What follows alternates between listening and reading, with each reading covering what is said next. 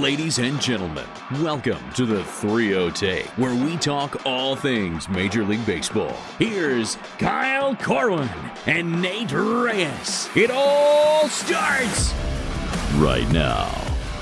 Welcome back to the 3-0 Take, presented by SeatGeek. This is episode 341. I'll be your host, Kyle Corwin. I'm here with my co-host, Nate Reyes. Nate. From the AZ. Part 2. Oldest line in the book. We start almost every episode talking about how there was some sort of technical difficulty. And here we are in Arizona for the World Baseball Classic. This is take 2. We decided to record, was it after the Canada game? Was it off day? Yeah, it was Tuesday.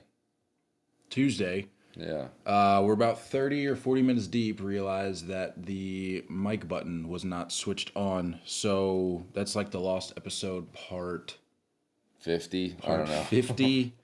But alas, we are here recording from the Airbnb of yours truly, the Casita. Yeah, shout out the Casita. Shout out the Casita, man. This place is... This is a sweet little spot, man. Sweet little spot, not too far from Nate down the road. Just been holding up here for the week. But yeah, take 2 on the World Baseball Classic.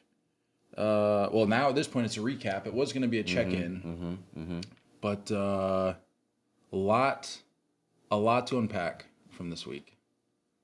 Yeah. This thing was sick, man. Like I think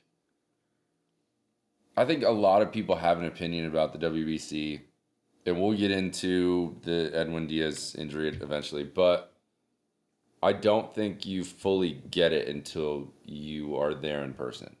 I don't think you fully understand what it does, how good it is for baseball, how good it is for the MLB specifically. Yep. I think there's so much that the MLB can learn just from this event, like just from the fandom, from the energy that you want at games, from the amount of viewers. Like I was literally just scrolling through Instagram. I don't remember whose post this was, but it was like 63 million viewers for the I think it was Korea-Japan game. Was it really? Yeah. The most viewers we've ever had was like 50 something million in 1980 for a World Series game. That's the most a World Series game has ever had.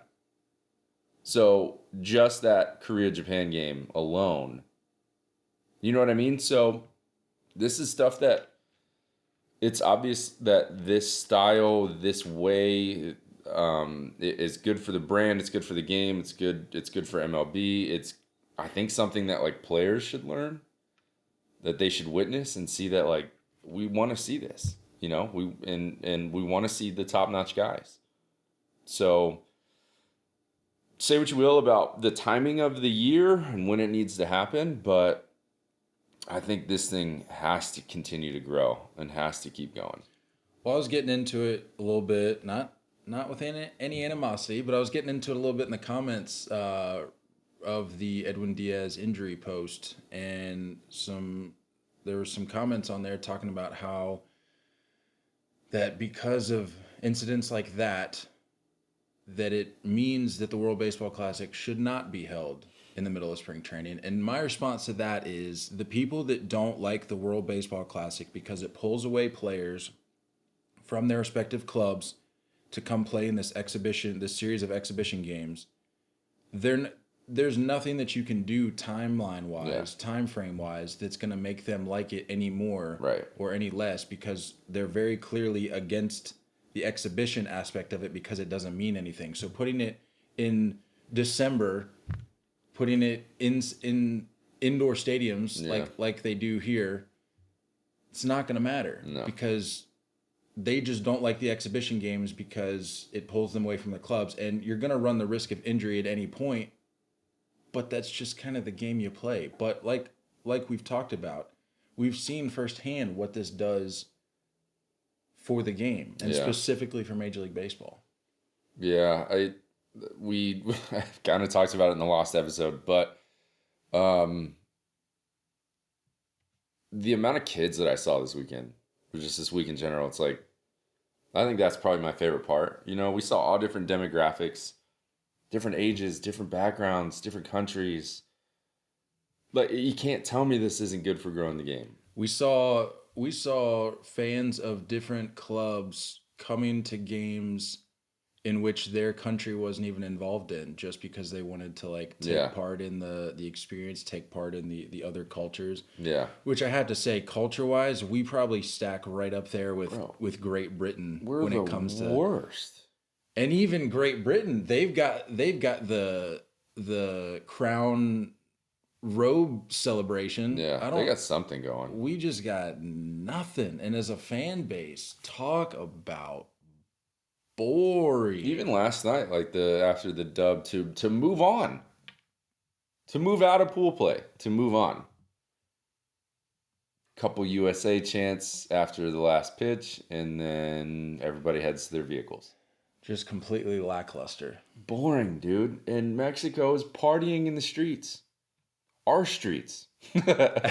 After the second game. Yeah. But going back to the injury, two things I saw. Chris Rose tweeted out, and this was like probably the easiest point that can be made. He was talking about the USA Men's Olympics for basketball. Paul George broke his leg in, I think he said like 2012 or 2014. I remember that. It was like a scrimmage practice situation. It wasn't even in a game. And then he, turned around and played the next Olympics for Team USA again. Mike Trout, in his interview with Mookie, these injuries will happen no matter what. You're playing baseball in March anyway. You're doing it anyway. It's not going to change whether you're at your spring training facility or playing for your country. It still can happen. Yeah, I mean, I can definitely understand the people that say, well, the World Baseball Classic is different because the effort level is at a much higher level. Sure, but this is a freak injury. You know what I mean? Right, this is a post-celebration injury. Right, and my response to that would be, okay, I'll see that point, but then I raise you Mike Soroka, for example. Injures himself in a game, rehabs to come back. We love Mike Soroka. That's our dude. Yeah. Unfortunate circumstances for sure. Re-injures himself walking to the clubhouse. Just down the stairs. Down the street, basically. So these things can happen anytime. It's called a freak injury for a reason. So, like I said, take injuries out of it. I just think it's the impact that it has on the game, what it does for fans, what it does for not just Major League Baseball, but for United States baseball as a whole, seeing how much room for growth there is. I think that far outweighs any sort of injury risk. And I know it's easy for us to say, being on this side of the fence, and we're not dealing with these multi-million-dollar contracts. I think you should stick up for yourself. You injured yourself trying to get a BP home run, so I mean, I'm a little oblique injury. I'm putting in the work. All right, so we're out there for game. It was yesterday. Yeah, yesterday's game against Colombia. And I'm thinking, okay, this will be our last chance for some pregame BP. Try to snag a ball. I think it was a Real Muto ball. It was a JT BP ball, wasn't it? I think it was Real Muto. Either him or Bobby, one of the two. And Bobby Witt. I think it was. Oh, I thought he was the round before. Anyway, I'm thinking, okay, this is gonna be our last chance for some pregame BP. We're standing on the bleachers. We're not even in the bleachers. We're standing on the bleachers. Right. Get that elevated angle. Because I mean, you gotta get every little advantage you can out there, because the bleachers are just crawling with people. And transparency, we had mentioned that, if we snag a ball in the air on the fly, you keep that. We're keeping it. Yeah.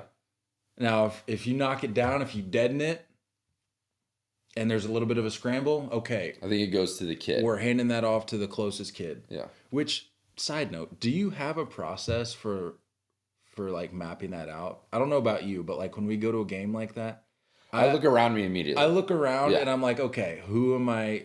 If this comes Yeah. to me, if I scramble and I come up with it, who am Yeah. I giving this to? And I had mapped it out. I knew who I was going to give it to. But I see this, I'm assuming JT Real Muto fly ball, just a bomb, coming right for me. And there was a split second where I told you where I thought, I'm not even going to have to move. I'm not going to even have to extend my arms. This is literally coming right at me. And as physics would have it, not to be the case, I had to extend myself a little bit. Some would say a little too much. Some would say. There's a guy behind me with a glove. I'm going at First baseman's mid at that. I'm going at it with no gloves, so I'm already at a disadvantage. His And wife has the baby on the chest in the strap. little strap on the just a wild scene. So I'm making my way back as far as I can to the row of bleachers behind me, and I lunge for the ball, and I'm thinking as it's coming, this is going into my hand. Not only did that not happen, I don't think I even got a finger on it. I think your hand was in his glove. I think my hand was in the palm of his glove. Yeah. And I missed out completely.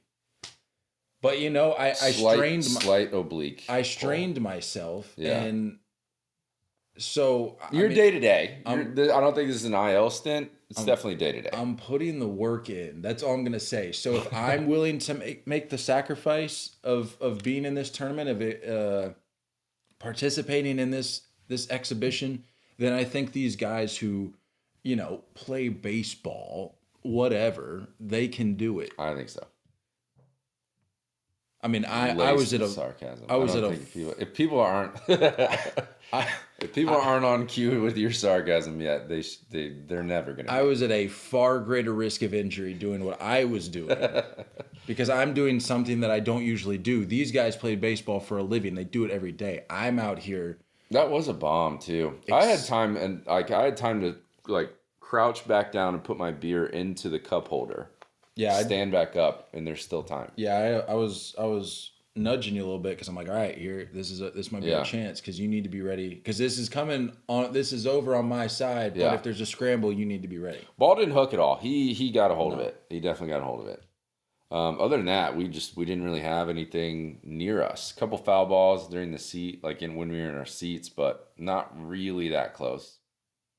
A couple rows away. You'd be amazed at how many foul balls, which if you go to a lot of baseball games, you probably have witnessed this, but you'd be amazed at how many of those foul balls that pop off the facades. Yeah, like the third deck, second deck. And come back. You're thinking, oh, that's way out of reach, but they'll hit that facade, they'll come back, and they could be in your section. But yeah, so overall this week, we've now done 7 games in 5 days. This is day 6 for an 8th game. We're going to be hitting up spring training game for the 8th and final game of the week. Yeah. Do we want to like kind of unpack from the first game, Great Britain? I don't even remember. Okay, so we get to. That's the game where we put it on them. Didn't we put up like 9 in the first? No, that was Canada. That was Canada? That was Canada. Great Britain, we roll up to Chase Field. We're just seeing. We didn't really know what to expect. We were assuming there'd be a solid crowd because it was a Saturday. That's the day I got in when I flew in. You picked me up. We got a bite to eat, which food reviews plentiful are coming your way. Grabbed some In-N-Out that day. Made our way over to Chase Field. George Washington impersonators as far as the eye could see. That was probably the highest point for USA fans, was that first game. Yeah, that was peak. a little confusing because we knew like the whole history behind the matchup with Great Britain, so that made it interesting at least for fans. But I think in terms of looking ahead, I was surprised that there wasn't more of that for the Mexico game. Knowing I know. the weight of that game, because nobody expected Great Britain to really do anything, and we kind of saw it play out firsthand this week. Yeah. We talked about I wish the Mexico game was Saturday night. If there was ever going to be one, it's either the first or last game that would have made it solid. Yeah. I think it was the fact that it was on a Sunday, but either way, I mean, yeah, it was peak energy on the USA side for the Great Britain game. Why am I forgetting? Oh, that's where we had to fight back a little bit, didn't we? Because Chase Thompson, didn't they put up like 3 in the first? Yeah, I think they put up a 3 spot. Yeah. Yeah. Chase Thompson went yah. Basically the only major league guy they had, right? A couple that day. Yeah. Yeah, I mean, I think this is where, if you're gonna have more big league guys competing and entering this event, I think you're gonna see like just any type of ancestry DNA tie to that country, go with it. You know what I mean? And it's fair. Like, there's only so many guys that can play for the DR, so many guys that can play for the USA. So if you can find another team, and if that's how we need to do it, then that's fine. You know what I mean? But I just want big leaguers to be at this. It's so tough. There's only so much you can do. And as great as that like Czech Republic story was of just like garbage men and surgeons, electricians, and yeah, like plumbers, like just tradesmen playing for their country. Did you see the thing that I threw out there that I thought I saw? I'm assuming I read it correctly, but I think there was only one Division I player in this tournament, and he was played for the Czech, I think. Really? I think. Well, I mean, either way, as fun as those stories are, it's so top heavy, and that's something we talked about that I think needs to be adjusted. It's so top heavy, and when you're playing Great Britain and you're seeing guys that are playing indie ball, that are maybe high A, it's tough, man. It's just tough. And I bet it's super cool for them to share a field with these Mike Trouts and Mookie Betts and Paul Goldschmidt's kind of guys. But yeah, I think it needs to be balanced out a little bit better. But Great Britain overall, props for the effort. But I wish there was a grade below F for the jerseys. I wish we could go below an F.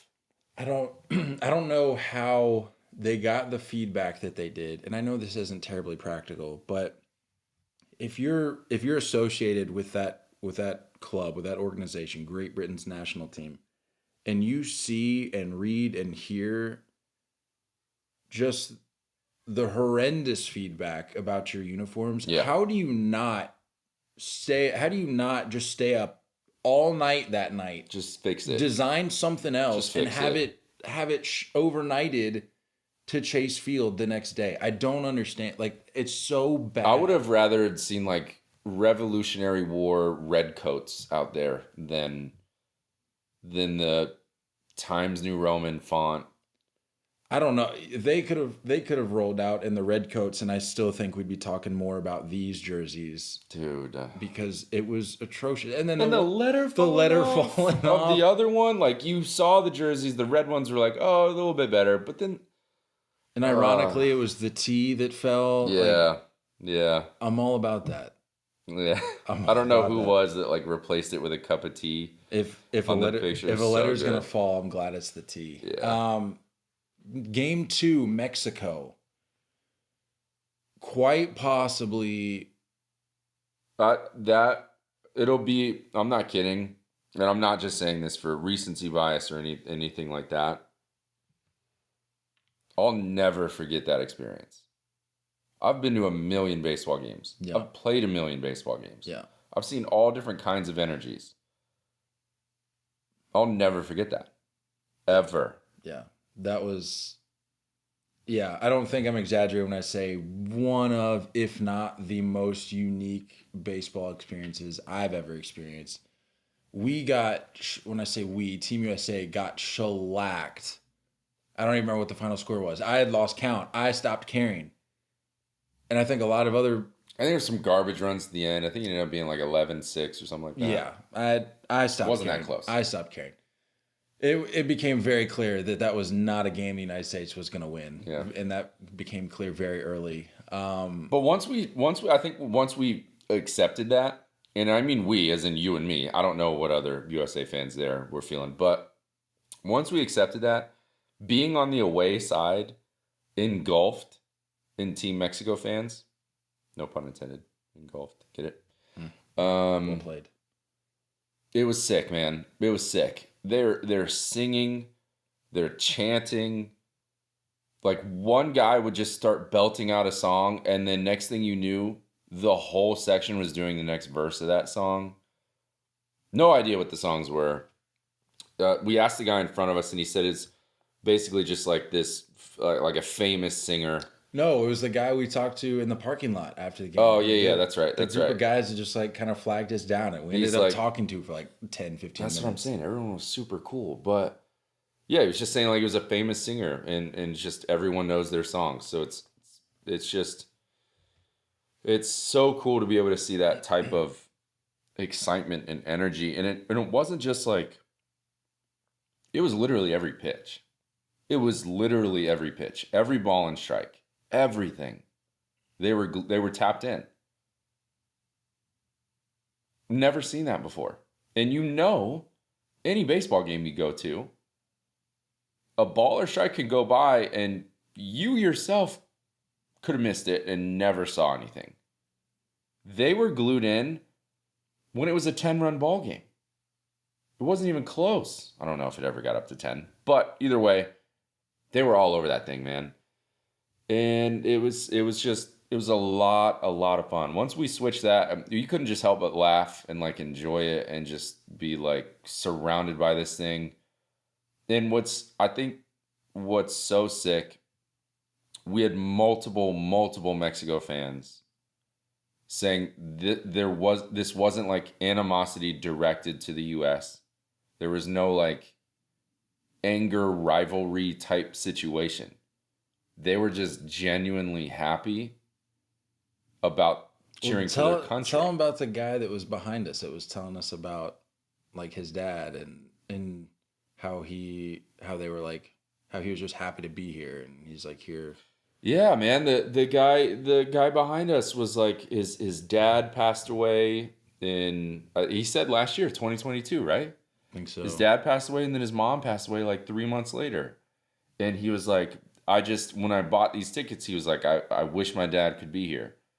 And I think there's like this level of appreciation for these events that you only get to see so many of these. And I think maybe we just take advantage of that as US fans or just baseball fans here in the States in general. You just kind of take advantage of, you never know when it's going to be your last ball game, and you never know when it's going to be your last time at whatever stadium, seeing whatever team. But it was fun, man. It was a lot of fun, and I'll never forget it. I seriously will never forget it.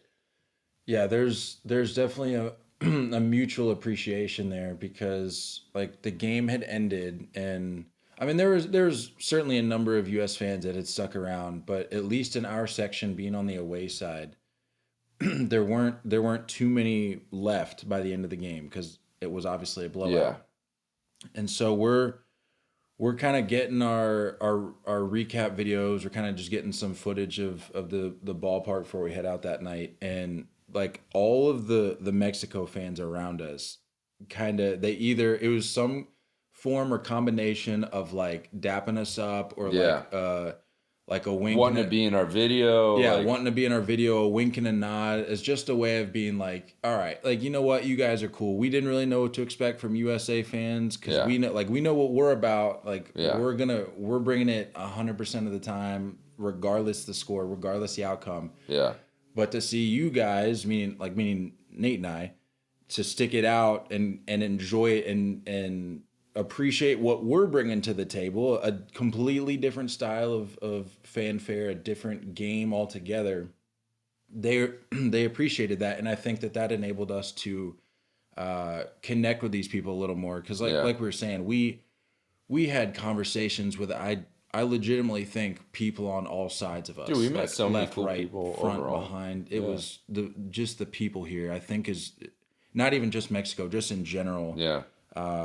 You know, stadium staff, fans of different countries, like people at restaurants, just the Dude, even like the event parking people were awesome. You know what I mean? Yeah, Like super like, nice, and it's man. just all of it was really cool, man. All of this, the whole thing. But yeah, specifically, I'll never forget that USA Mexico game. The only bummer, I wish they would have. I get it. I think they were trying to keep as much sound inside as possible, but I wish they would have opened up the roof. I feel like it would have been a little more electric. I don't know why. I don't know if they would have opened up the roof, that would mean that they wouldn't be able to have as many leaks as they did. Dude, Chase is a dump. Chase is the worst. It's a warehouse. It's just a warehouse. So here's what I'll say about Chase. If you've never been to Chase, or if you have been to Chase, tell me if you agree.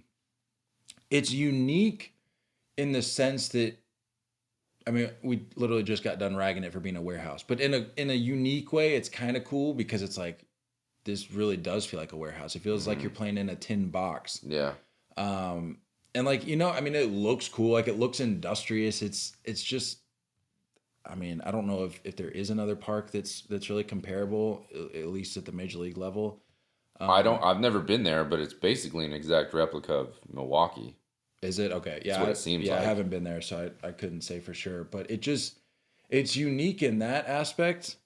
But everything else, dude, Yeah. garbage. The food selection, and I get it. Chase Field is up against it. The old saying, like, it's spring training for everybody. I'm sure they're still trying to ramp things up. They're still trying to get their staff on the same page and all that. But so I understand. But I have to think, for an event such as this, knowing that it's coming, that you would, starting with the food, that you'd get your food people together and be like, all right, we need to do a little more than a D-back dog. I think, I'm not kidding. I can count everything. D-back dog, pretzel, nachos with everything on the side. Yeah, can we just talk about the nachos for just a second? Sad nachos. The saddest nachos you've ever seen in your life. I saw this poor guy in front of us during BP. Yeah. He had a cup of the jalapenos. There was just 2 jalapenos in there, and then just juice. There's just jalapeno juice. Weren't even any other jalapenos. It's just juice, like a shot of juice. So if you want soggy jalapeno nachos. Yeah. So you got D-back dog, pretzel, sad nachos. That cheesesteak was the worst cheesesteak I've ever had in my life. Fries. Chicken tenders. Oh, I should have gotten those tenders again, dude. Yeah. The tenders were pretty. That's solid. it though. Yeah, and you go around to And then all the of long these. hot dog. Just like, is that the D-back dog? I don't know. Who cares? So you go around, and you made note of this. You go around to all of the concession stands, and they're all marketed and branded differently. It'll be like I don't even know the name of it, but There was one that was like Gonzo Grill for Luis Gonzo Gonzalez. Grill, Doubles Alley, or There was whatever. like double headers. There was like Red Hot Grill. Yeah. It's all the same food. It's all the same food. They all have different logos. They all have different names. You go up, you're like, oh, let's see. Because, like, when you're walking on a concourse at a baseball game, you stop at one concession stand, you look at the menu, like, that's not what they don't have what I'm looking for. Let's go to that one right down the way there. You go to that one, it's the same thing. Menu. It got to the point where we were like, is there a place here that doesn't have a D-back dog? No. The answer is no. The answer is no.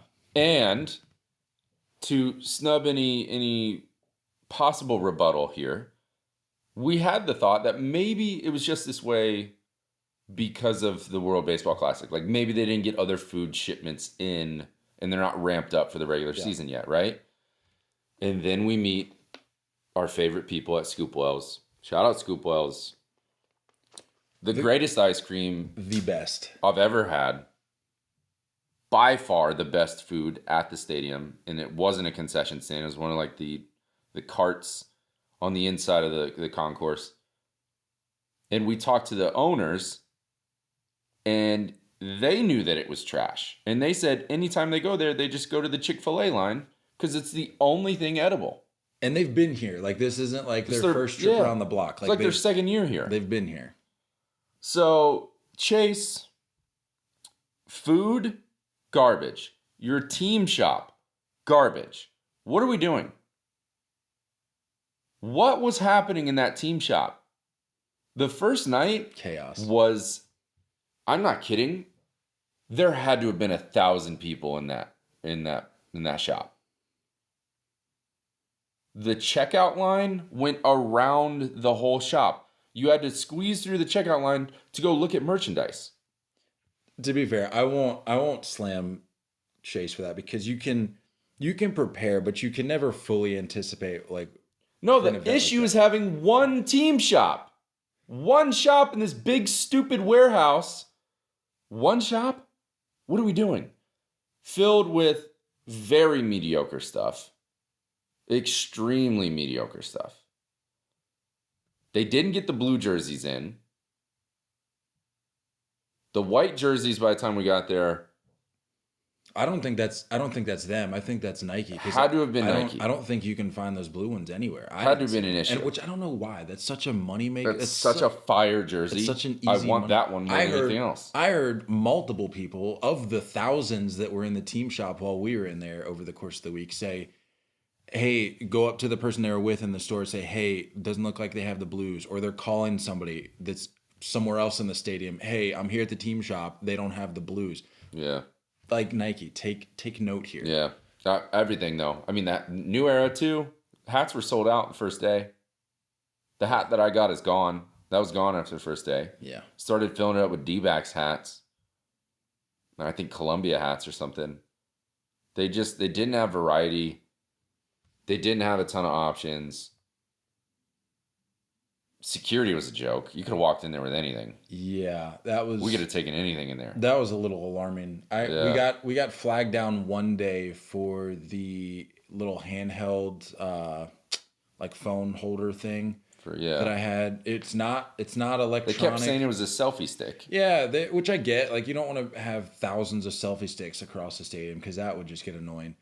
But it didn't extend. It wasn't electronic. It was literally a like plastic foam phone holder that I was just using to get our videos and stuff. And we got flagged down one day. Like we got through the line, and then some lady comes up behind us and was like, "Yo, like, hey, like, let's take a look at that." And we had to go through like a couple different people to get their opinion on it. They called their supervisor or whatever.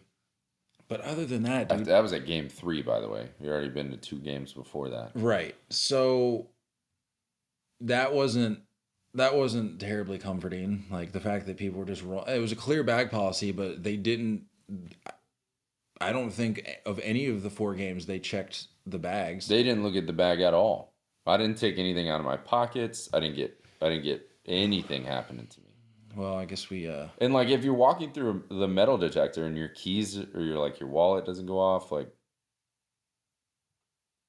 what are you trying to scan for? If my keys aren't going to make this thing go off, like, I don't understand. That's a good thought. So that part was nuts. The bars, did you notice all the restaurants and the bars around Chase were dominated by other countries? When we went to that Ainsworth spot across the street before the Mexico game, no, that was before the Canada game. Yeah. No, Great Britain. It was the first game. It was the first game, wasn't it? No, it was the Mexico game. Oh, it was the Mexico game. Because we saw Collins. Yeah, that's right. Yeah. That's right. Yeah, that was like Team Mexico hub. That was like, they were only playing Mexico music. Like there was nothing English playing through music. I think we were the only USA fans in there. Yeah. I mean, I'm not surprised. I'm truly not surprised. Like we already said, not to rehash this, but the fan bases of the other countries here, at least at this location, I can't speak for Miami or dominated.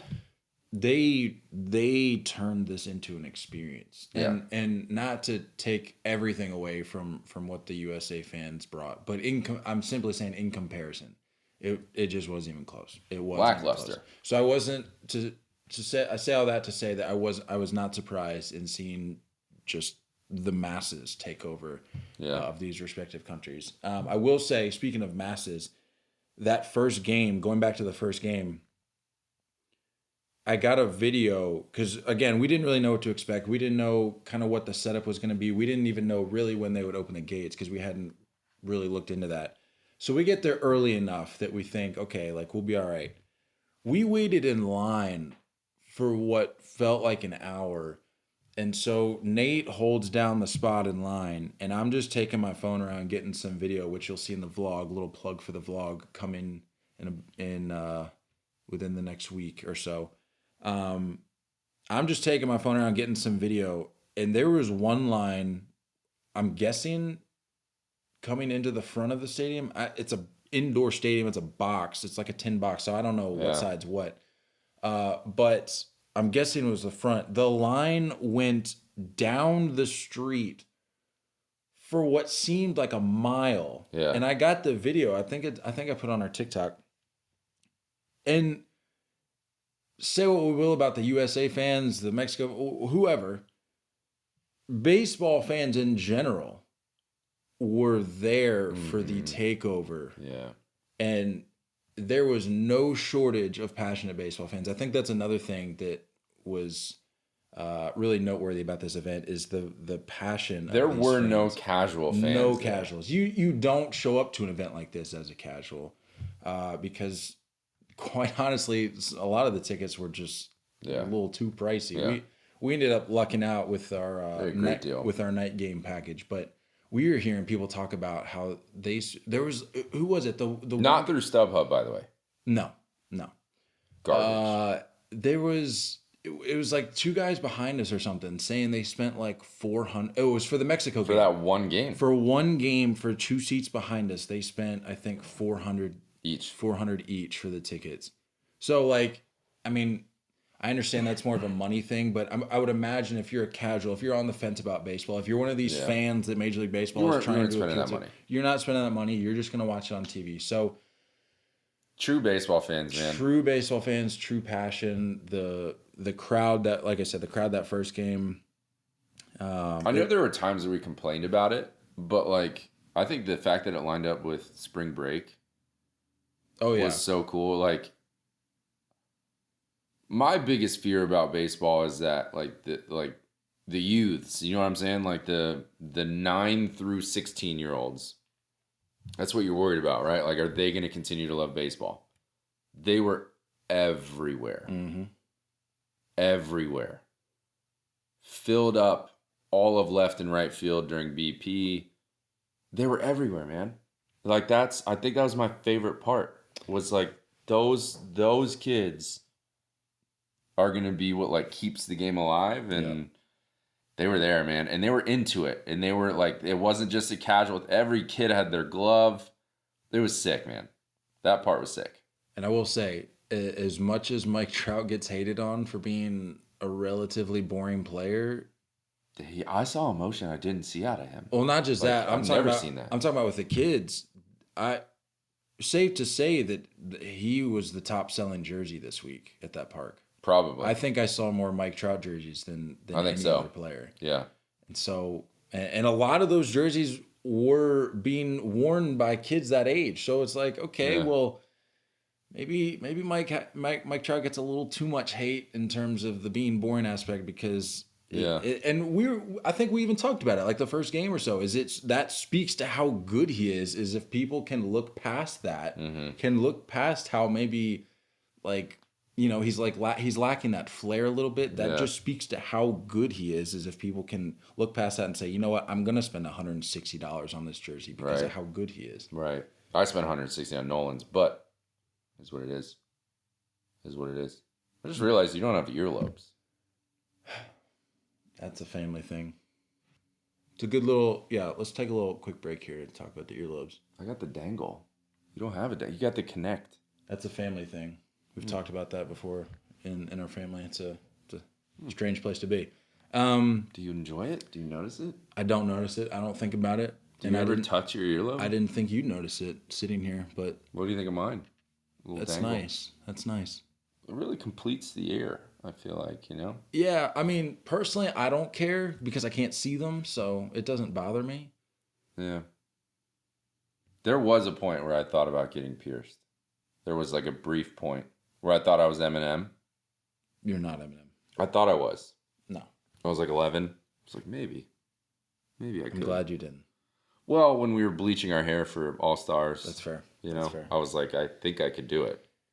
Another thing that I didn't participate in. Yeah. Talk about boring. No, but Mike Trout. Yeah, let's talk about that real quick, dude. Mike Trout, I think, with just a couple salutes, maybe showed more emotion this week alone than he has in his entire career. Maybe It just shows that like he needs to be in big moments. like we were doing a video last night after the Columbia game. He went, I think, 3 for 4, 4 for 4, maybe. He had 3 knocks yesterday for sure. Yeah, so he had 3 hits With 3 RBIs, I think.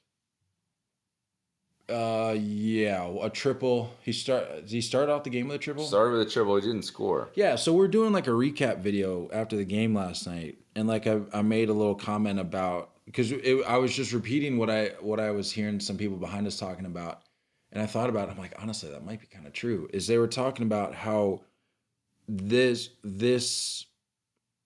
game, I won't say the whole week because I mean it's pool play, but maybe this game, like the win and get in, you could make the argument that one of the more important games of his career. Like I understand he's been in the postseason. It's got to be top once. 5. Yeah, he's been in the postseason once. I think that was the ALDS back in who knows when they were playing Kansas City. Yeah, and he did not really show up. I mean, I think he had a home run, but I think other than that, nothing to write home about. And the fact that he had a couple moments this week, you might look at that and go... You made a point yesterday. He didn't take a single inning off. I mean, respect, dude. I told That's you that. big time, bro. I told you that. I gained a lot of respect for Mike Trout because with the narrative that surrounds that guy about... And we've contributed to that, I feel like, at times, of... the whole Mike Trout's injury prone. He's gonna tear his ACL stepping off the curb. He's this, he's that. My man didn't take an inning off. Captain America fully engaged this week. And I didn't see any instance this week where he like on paper he didn't take an inning off, but I don't think I saw an instance where he took a play off. Like he was tracking balls down in the outfield, getting the balls I didn't think he'd get to, legging out a triple. I think this is my first or second time seeing him play in person. I think this was my first. Because I think I saw the Angels in New York.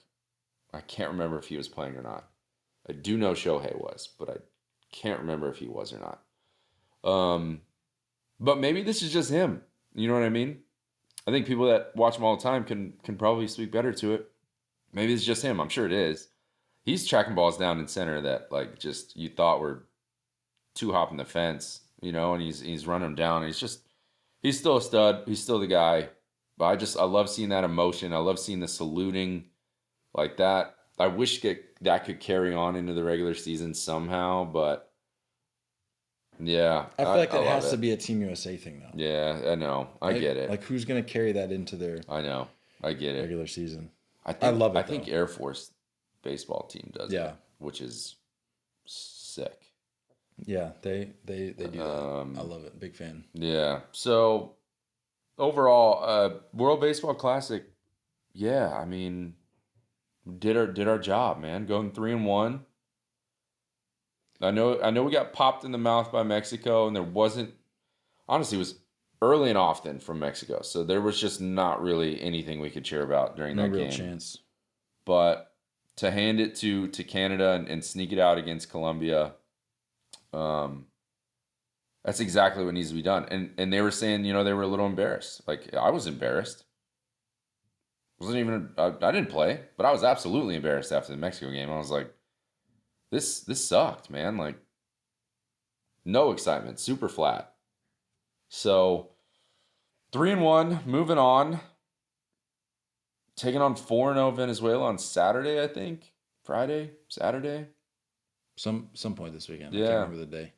So got a lot of work to do, man. Are those single elimination? Those are just like, I'm pretty sure they are, because there's a couple teams already moving on. I saw the bracket earlier, and I think there's already teams that have played, because the time difference and everything. I think there's a couple teams that already moved on. But either way, I think pitching is going to continue to be an issue for the U.S.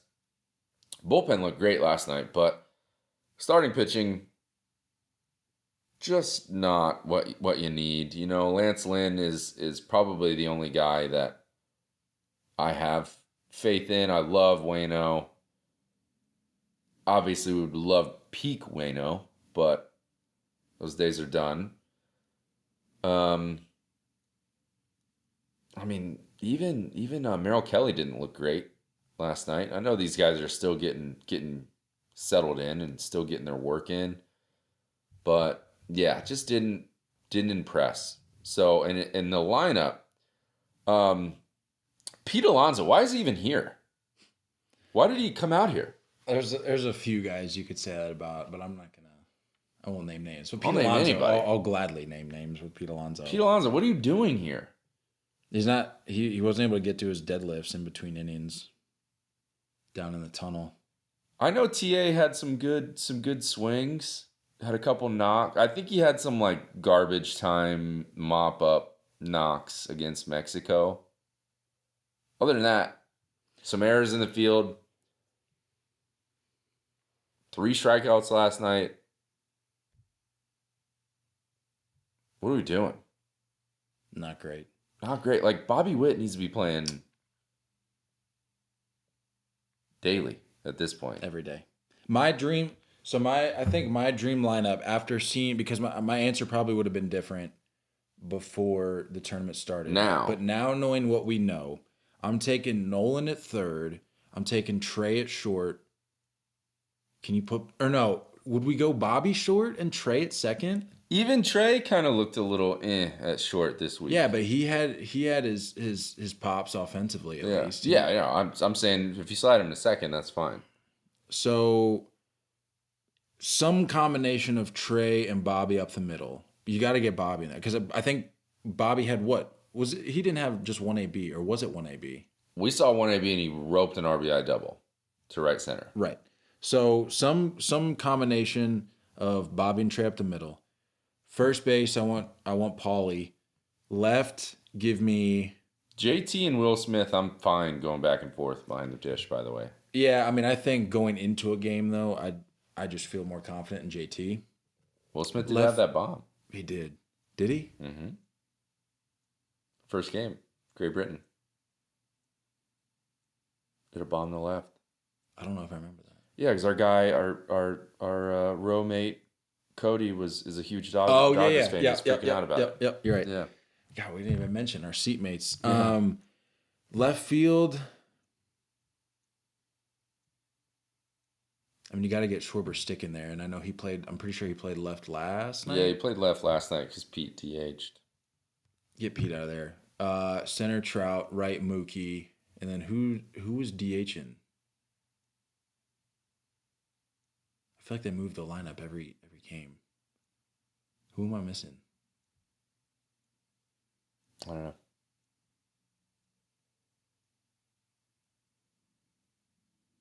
I got nothing for you. I'm struggling. Seti Mullins? No. You could throw Seti Mullins in left and DH Schwarber. I'd prefer that. Yeah. I'd prefer that over Pete Alonso. Yeah, all that to say, get TA out of there, get Pete Alonso out of there. Yeah, those two got to go. Yeah, those got to go. To answer your question, it is single elimination, 8-team bracket. Thought so. Wow. Somebody's already moved on. Someone who played Australia. I think they beat Australia. I don't know. Whatever. I don't know. You're asking Cuba? me questions. I don't know. Maybe. I don't know. I don't know.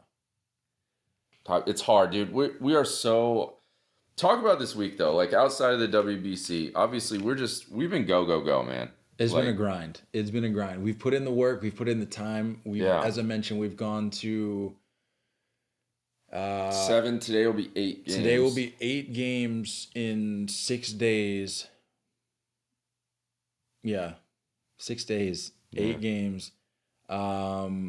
Spring training games. ASU game. An ASU game. Obviously, all the World Baseball Classic Team USA games.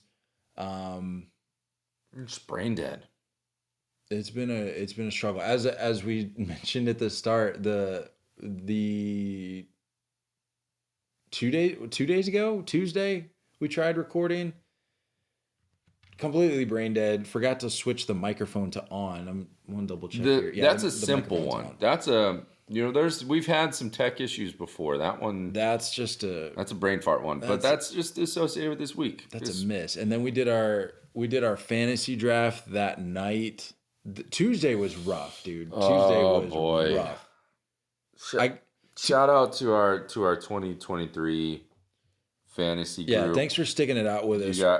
We went to do the draft. We had shaken up the roster construction a little bit. So instead of doing like positions, like, you know, for football you have like a quarterback, a running back, a wide receiver, tight end, yada yada.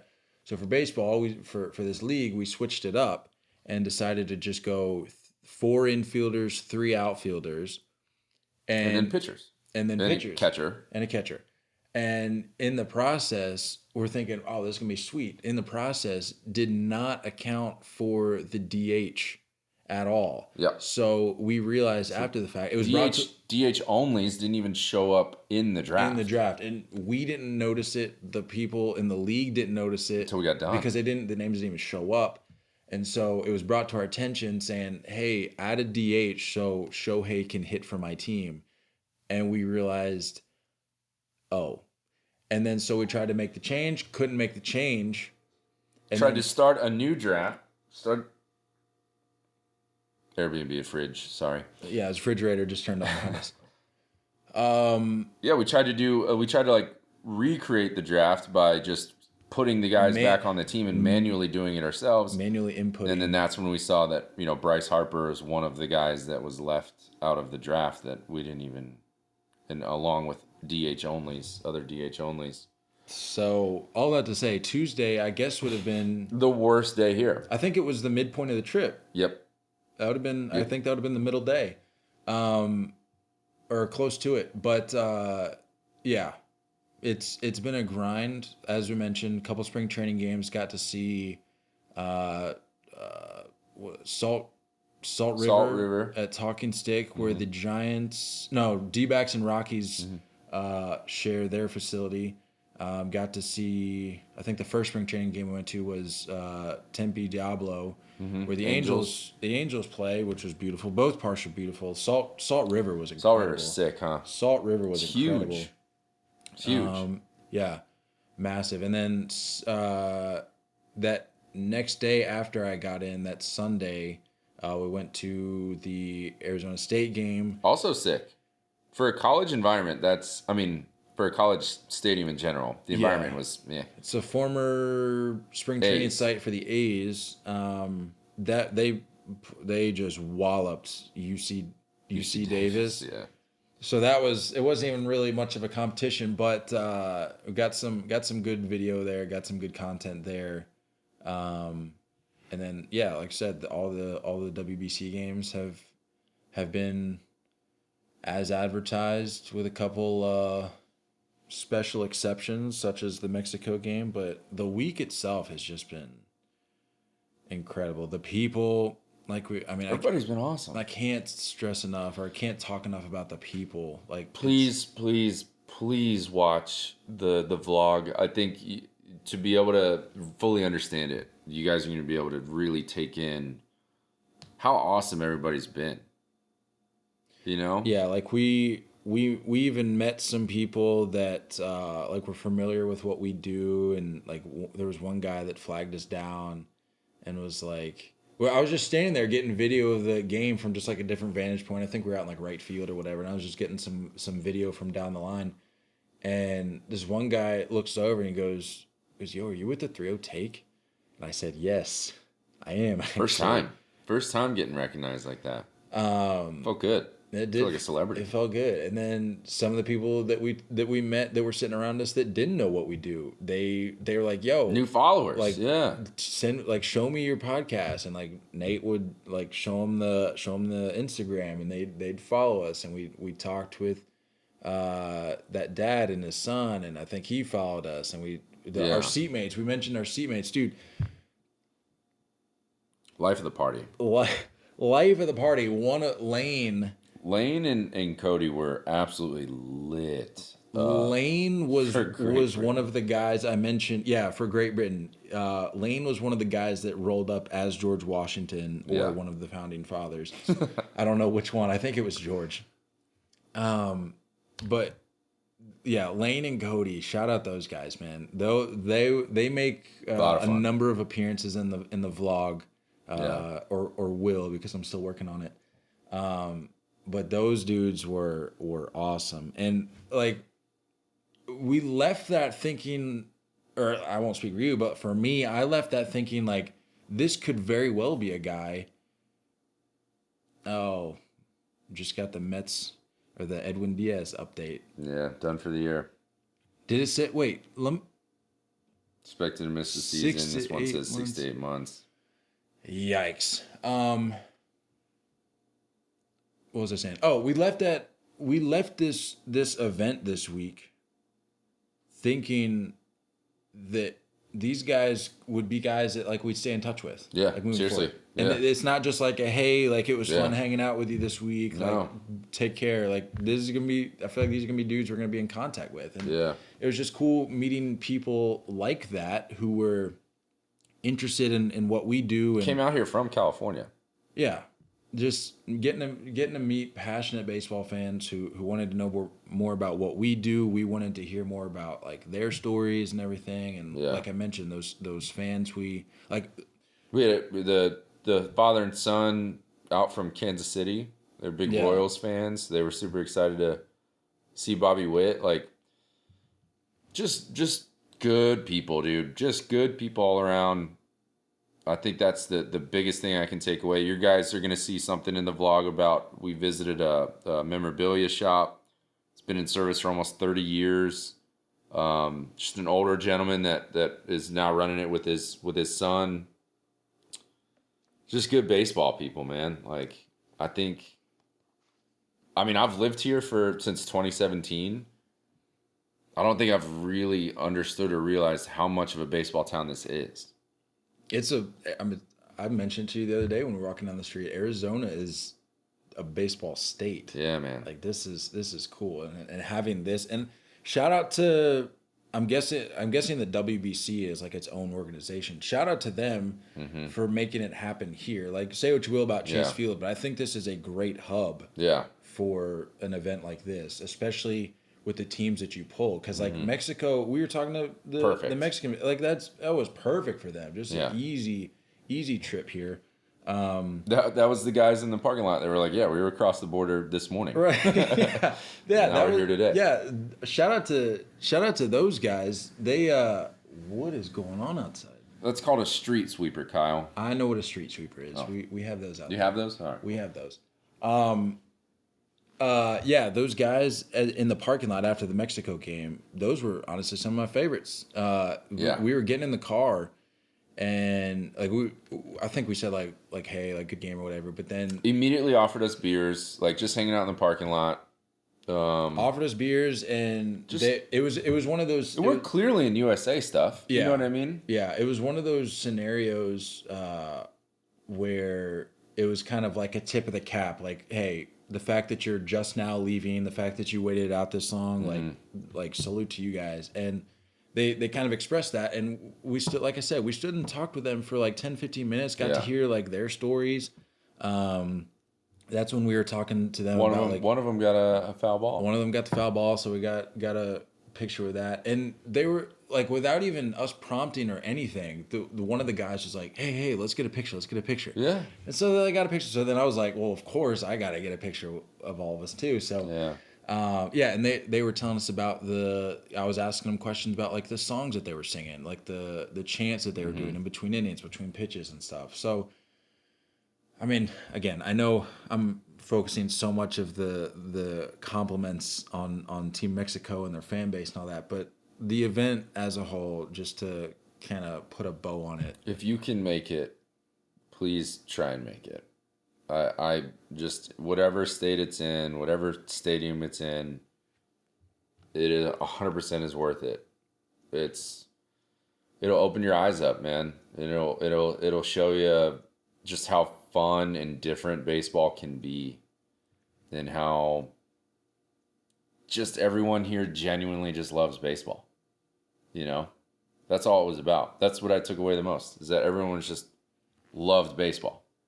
Win or lose, whatever the score, everybody loved baseball.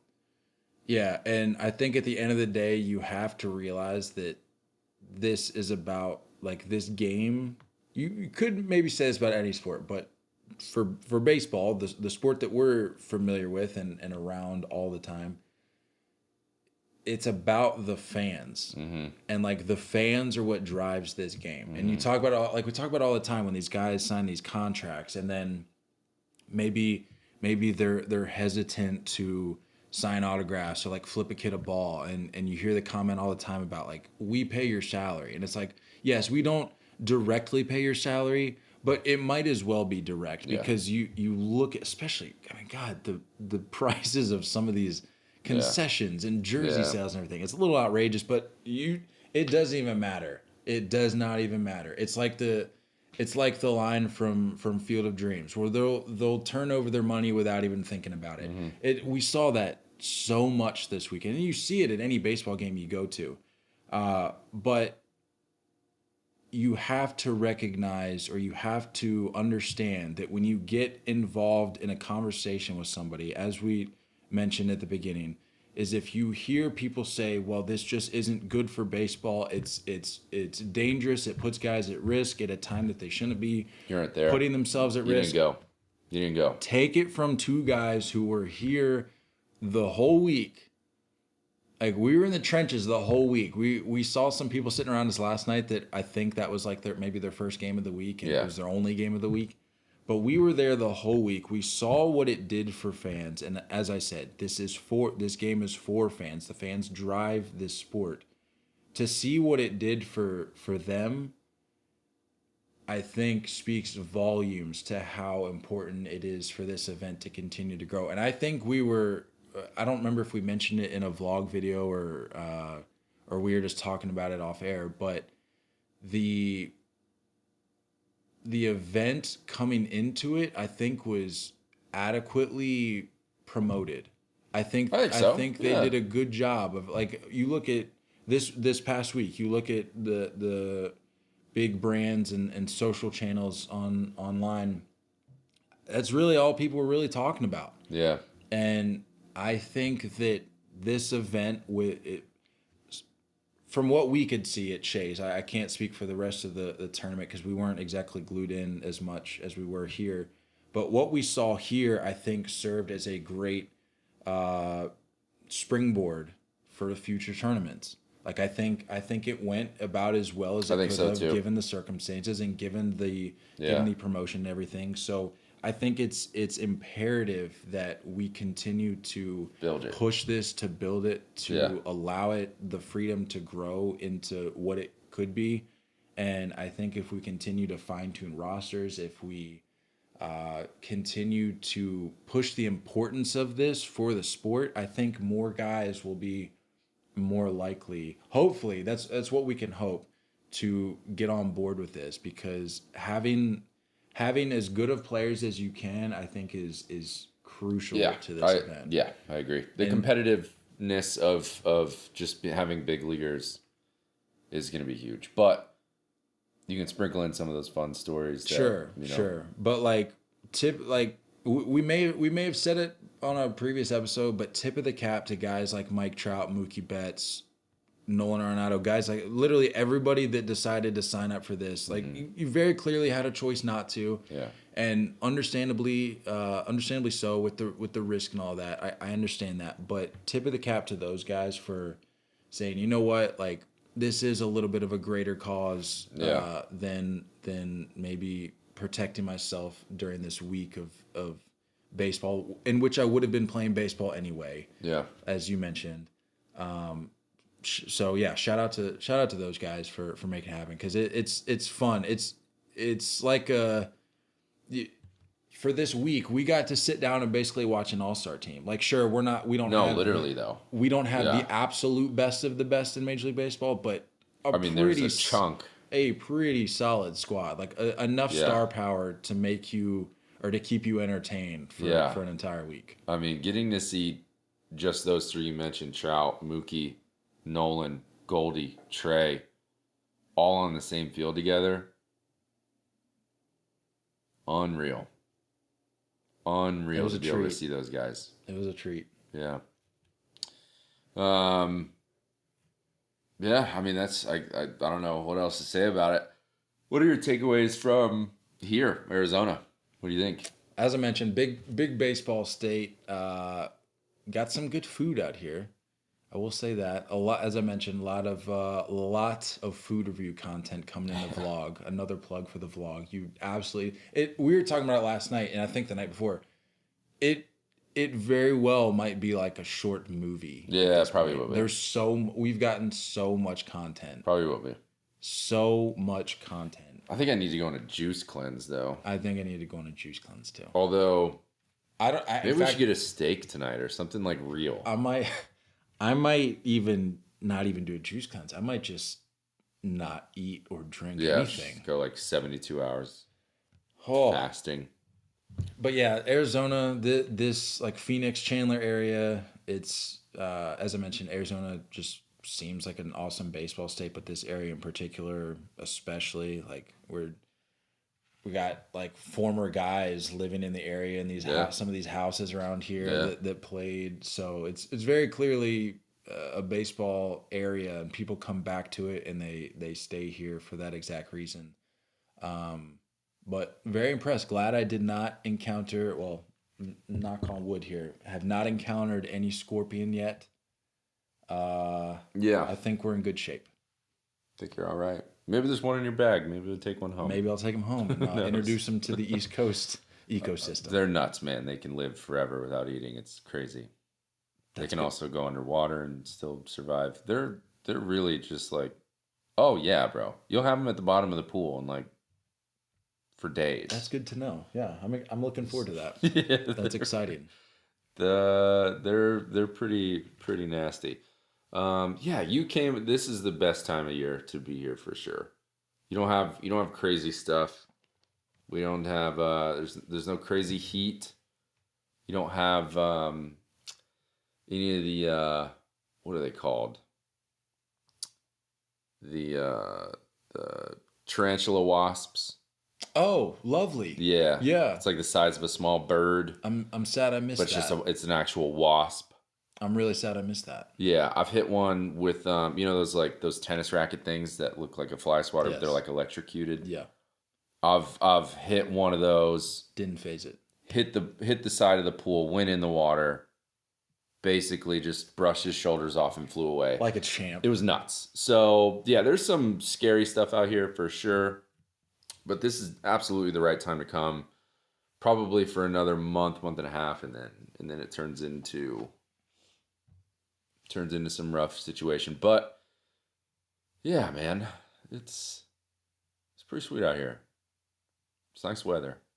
Yeah, it's been like 70 to anywhere from 70 to 80 all week. Yeah, a little rain, a little lightning storm that you got last night was cool. I mean, even that, yeah. We got the rain, but we got the lightning with it. That was cool. Did we mention the leaks I think we mentioned the leaks in Chase Field. Literal leaks dripping from multiple from the ceiling all over the stadium. Multiple. So on to fans. On to fans. Not like in not like a random spot in the concourse. Areas. Like it is literally dripping into seats. Yeah. Did you say seats? No. Seats. It's answered all your ticket needs. SeatGeek. It's the answer to all your ticket needs. You're looking for tickets, you have plans with friends or family to make it to an upcoming game or concert. This is all from memory. Or even looking months ahead to nail down a date to get tickets before I sell out. With SeatGeek, you can find tickets for games, concert shows, and even theater performances with just a few easy clicks. We're making it even easier for you if you're a first-time user of SeatGeek. Next time you add some tickets to your cart, use our promo code 30TAKE. That's our social handle at checkout to save $20 off your first purchase as a first-time user. That's all you got to do to save some of that. Cold, hard parking lot money. Cash. Enter promo code 30TAKE. That's our social handle at checkout. That was from memory. That was pretty good. I think good. that was maybe my first or second. I think once you start doing it from memory, it gets easier. That was good. Yeah. That was good. Yeah. For the record, I wasn't planning on throwing that ad read in there today, but you mentioned seats, so I have to. Yeah. I'm required to share that. Anything else? I think most of what we didn't cover will be included in the vlog. Yeah. Like I know you guys are probably tuning in for a lot of the food stuff, but it's just so much easier to put it all into the vlog and kind of review and get numbers out that way. I mean, it's safe to say next time I think we're just going to have to like go to actual real restaurants and I'll show you some good food. Well, I mean, we got to let the people know like which parks are worth hitting up for food, because that's just the reality that a lot of these fans face is like they don't have the opportunity to hit up a restaurant for the game. Maybe they're rolling into town, they got to go straight to the park or whatever. Yeah.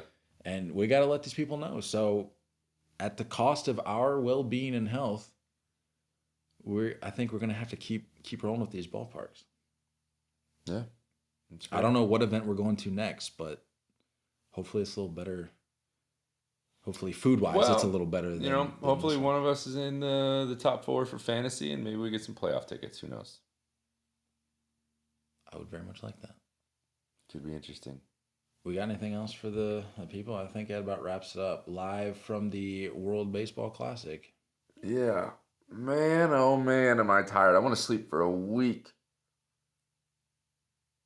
I gotta work tomorrow. Yeah, me too. It's no good. It's not what you want.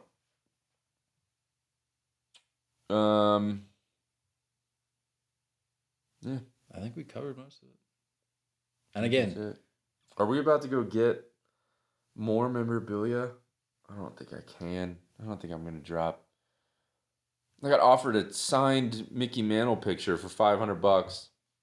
$550. $550 technically. It was listed at $700. $800, $799. $800. And Uncle Mikey, the older gentleman. Uncle Mikey. Cut him a deal. And it's on the table right now. It's on the table. I'm thinking about it. I don't know. Might have to throw that in the story, see what people vote on. Again, I did not get the Mike Trout jersey, just to be clear. I know it was on the story. It's not that I dislike Mike Trout. It's just I wanted Nolan, and then I ended up finding a Nolan jersey yesterday. But that's the thing, though. You could put a picture of a house on the story and say, "Should Nate buy this?" They're going to say yes because it's not their money. Yeah. Yeah. So naturally, if I see somebody deciding between a Mickey Mantle picture or not, I'm going to vote yes because it's not my money. Good news is that I'll probably go back eventually to that memorabilia shop and get it eventually. But yeah, it's been an expensive week.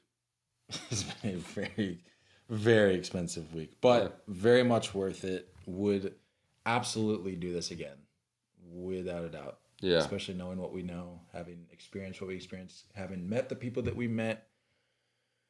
I think we gave props to everybody we kind of ran into. If we didn't, hopefully they'll get their love, they'll get their flowers in the vlog. But I'll say it again, keep an eye out for that vlog. It's gonna be a good one.